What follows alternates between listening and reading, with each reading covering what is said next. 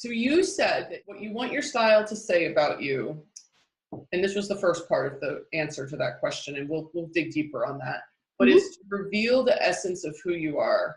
So I have two questions for you. What is the essence of who you are? Is the first one. Tell me more about that. I'm a magnificent woman. Surprise. I feel I need to be bolder, like more bold, but I can't see how it can be more bold. It's just a feeling that it needs to come out more. And this seems to be tied in with this, like having my signature style, be more boldly proclaiming this is who I am. What do you think your style says about you now? It says that I'm partly bold and partly bland. Two B words. Alrighty. So we need to get rid of the bland. Are there certain pieces, so by pieces I mean like items of clothing that you put on that maybe you think they start off bold early in the day and then you're kind of like, meh, this gets a little bland. Is there anything that comes to mind when you use the word bland? Or is it kind of the overall effect? I wouldn't use bland for all my outfits or all my items. Depending on how I use them, they can come out bland, I think. And for example, this one here I'm wearing, this is actually one thing I have because it fits the temperature, not because I like the style, but it feels bland, even if some people will see it as bold. I agree with you. We want to balance, I think, for you, because comfort is part of your style.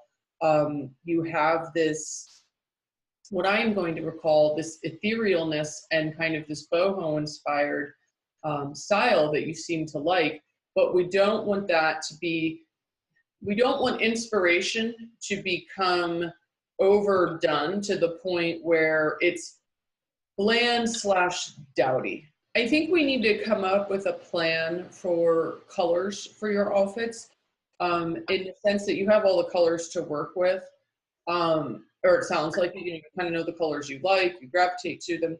But right now, I'm thinking about what you were talking about, how you're like, my head is, you said my head is small with respect to my body. How do we balance that out through the use of color? And then how do we make you pop, if you will, with your style through the use of color? Because the colors you like are bold, and I don't want you to be lost through the use of color, and I don't want it to become bland.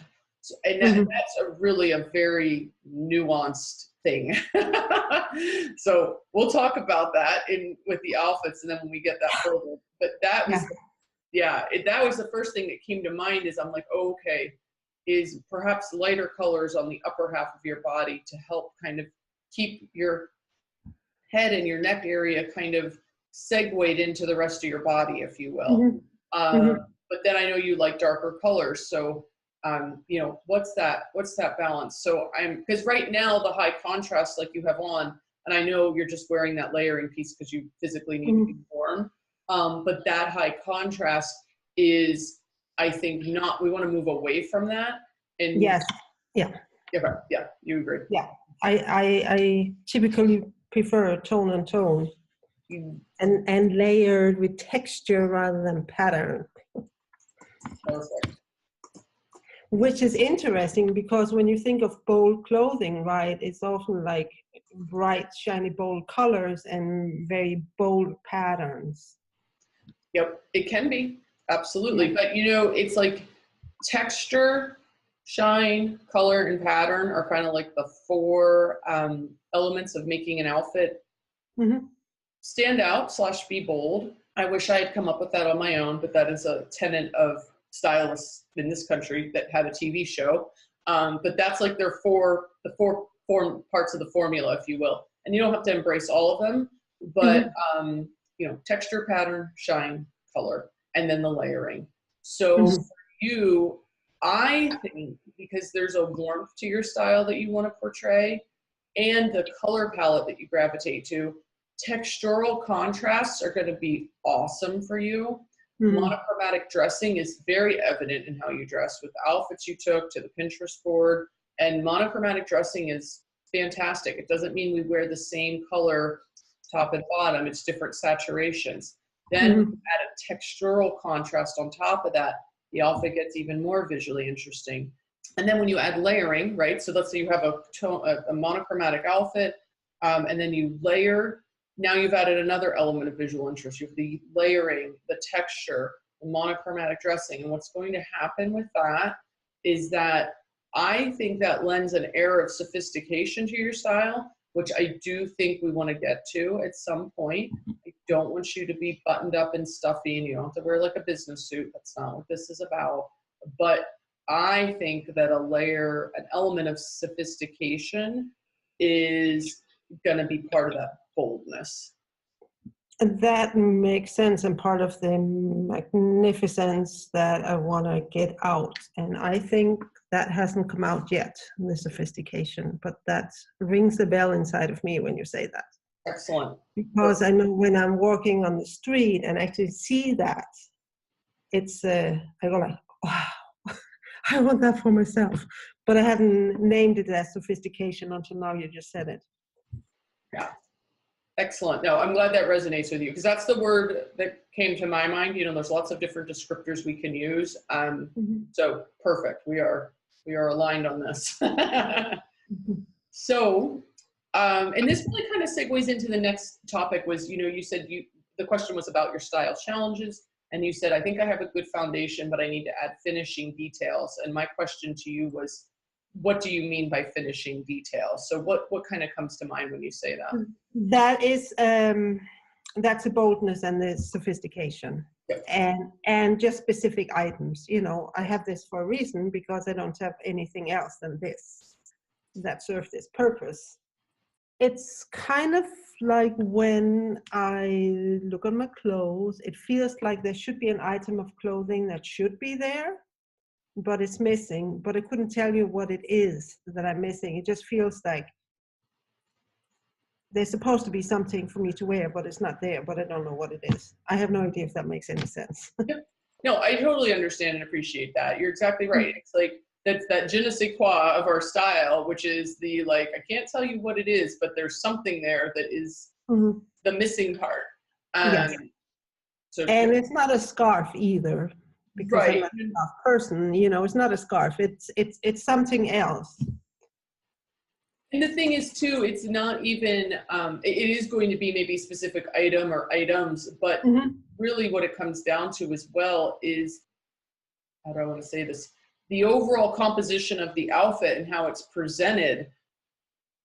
That's why it's not a scarf, right? It's not, you're not saying, oh, well, I just need accessories because I want my outfits to stand out more. No, there's like an element of the overall presentation that we need to tighten up and figure out what that is. You can be bold and consistent. You know, you can have that, like that gold jewelry and how you integrate it and how you wear it is your signature style, because I do think that the gold too is, I'm sure it's symbolic of many things, but you know, that ring in particular, I was drawn to that ring. We've talked about that ring.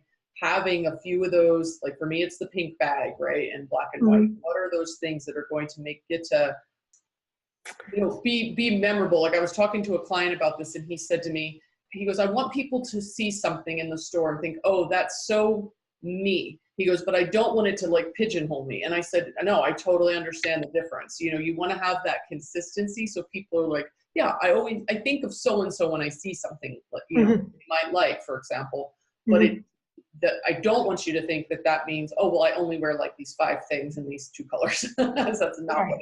Yeah. So you had said that you would like to have an awesome, bold signature style that sings about who you are. Yeah. How do you feel in your wardrobe now? I mean, I have been working on it for years, you know, to really get it to a place I really like. And 99% of the things in it, I actually really like. This white sweater here is unusual in that I have it because it serves a purpose, but not because I really like it. Understood. Yep. But most of the rest of it, they are all pieces I like the look of, I like the shape of, I like the style of, you know, the colors work pretty much all across the board now. Right. So it's more of the, you don't feel bold in it all the time because of that missing element, the to be determined missing part of the wardrobe, perhaps. Are there outfits that you feel, because you like most of your wardrobe, that you do feel bold in and magnificent in? Yeah. Excellent. It's like I took a shot, like it was like all brown and brown at one point. Mhm. And what I really took with me after I put that together is like, wow, I really like this. It was like layers, tone in tone, like the jewelry or whatever. And I actually think I felt bold. I could probably up the sophistication part, but I was not that the colors was like screaming for attention because it was browns, right? It was just shades of brown. Yep. Yep, exactly. And that's the thing. The boldness does not mean pattern mixing. It doesn't mean wearing blues and yellows in, their primary Mhm. color forms. You're exactly right. The boldness, what I'm getting is really when you're going to be doing monochromatic dressing, which you seem to like and gravitate to, is Mhm. the sophistication comes from the silhouette of the clothing.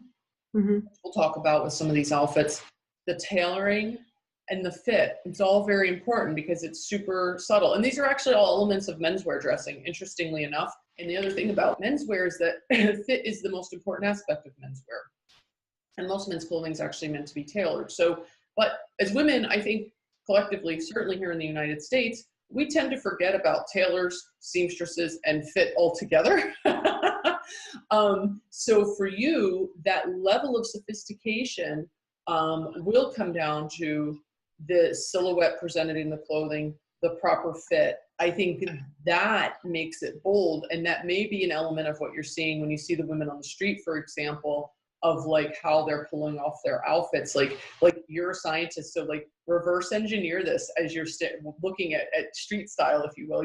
Florence is Mhm. a great place for that because you're getting the tourists plus the natives, so to speak, right? You have a lot of population variety and influx, Mhm. variety to see.